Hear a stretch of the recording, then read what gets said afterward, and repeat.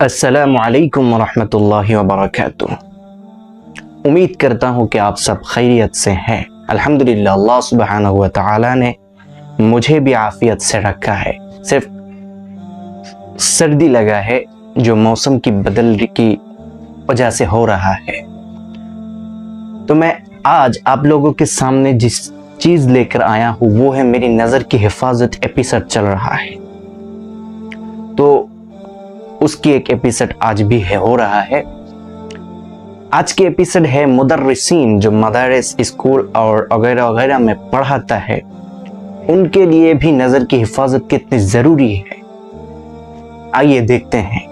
پاکستان کے ایک بہت بڑے عالم، پیر، مرید اور مرشد، بہت مریدوں کی پیر اور مرشد حضرت العلام، اس نے بیان فرما رہے ہیں کہ چاٹگام یعنی ہمارے بنگلہ دیش کی چاٹگام کی ایک محدث صاحب، اس نے کہا کہ حضرت میں تو بخاری شریف، مسلم شریف سب کچھ پڑھاتا ہوں، تو کبھی کبھی مجھے شرح جامی بھی پڑھانی پڑتی ہے۔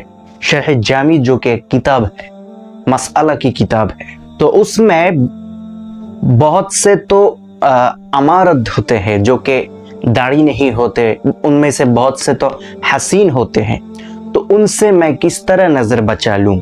اس کے لیے مجھے کچھ نسخہ بتائیے حضرت۔ اس کے بعد اس بہت بڑا ولی کامل حضرت العلام بیان فرمایا اور اسے مشورہ دیا کہ جو لڑکے حسین ہوں ان کو اپنا داہنے یا بائیں بیٹھائیے، اور جو غیر حسین ہوں ان کو سامنے بیٹھائیے۔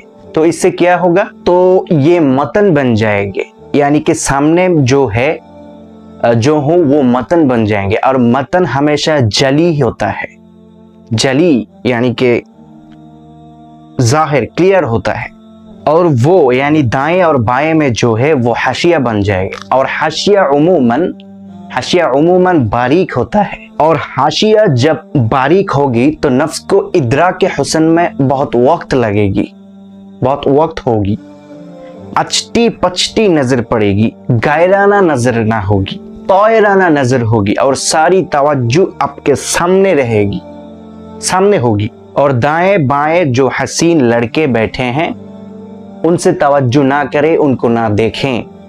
تب جا کے ہماری بنگلہ دیش کی چٹگام کی وہ حضرت بہت خوش ہوا اور فرمایا کہ حضرت آپ نے میری مشکل حل کر دی۔ اچھا ٹھیک ہے، آئیے اب ہم بات کرتے ہیں مقصد حیات کے بارے میں۔ مقصد حیات کیا ہے؟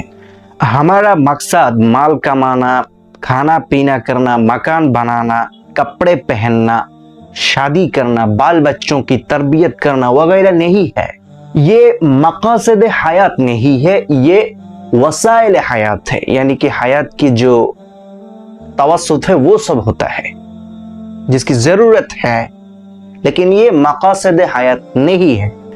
مقصد حیات صرف اللہ تعالیٰ کو راضی کرنا ہے، جو کہ وَمَا خَلَقْتُ الْجِنَّ وَالْإِنسَ إِلَّا لِيَعْبُدُونَ، اس آیت میری اس دعویٰ کی دلیل ہے۔ لیعبدون کی تفسیر جملہ مفسرین نے لیعرفون عرف یعرفو سے لیعرفون کی ہے، کہ جن اور انسان کو اس لیے پیدا کیا کہ وہ اللہ تعالیٰ کو پہچانے، اور لیعبدون کی جگہ، لیعرفون کی جگہ میں لیعبدون اس لیے نازل فرمایا ہے کہ معرفت، اللہ کی معرفت وہی مقبول ہوگی جو کہ عبادت کے راستے سے ہوگی، ورنہ چرس پی کر لنگوٹی پہنے ہوئے لنگٹا سمندر کے کنارے سٹا کا نمبر بتانے والے بھی معرفت کا دعویٰ کر سکتے تھے، لیکن یہ نہیں ہوگی۔ صرف جو عبادت کے راستے سے ہوگی وہی معرفت ہے، ورنہ بہت بڑے بڑے جو نائک ہیرو ہیروئن ہے وہ بھی تو بھائی دعویٰ کر سکتے تھے کہ ہم اللہ کو بلا رہے ہیں، ہم عبادت کر رہے ہیں، لیکن نہیں، معرفت صرف عبادت کے راستے میں ہوگی۔ لیعبدون سے سب اس زمرہ سے نکل گئے۔ پیارے ناظرین و سامعین، नज़र की हिफाजत पर हलावत ईमानी यानी ईमान की मज़ा की वादा किया गया है, जबकि बहुत सी बड़ी बड़ी इबादत में ये वादा नहीं किया गया है कि हलावत ईमान होगी, ईमान की मज़ा पाया जाएगा। सिर्फ नज़र बचाकर ये हलावत ईमानी मिल सकता है।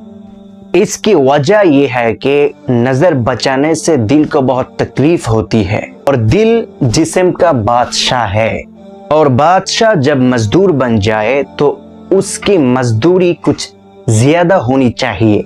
नज़र बचाने से जिस्म को तो तकलीफ नहीं होती लेकिन दिल तड़प जाती है, लिहाजा बादशाह की मेहनत पर इनामात भी ज्यादा दिया जाएगा। बादशाह की मेहनत पर इनाम भी अजीम अता फरमाया गया।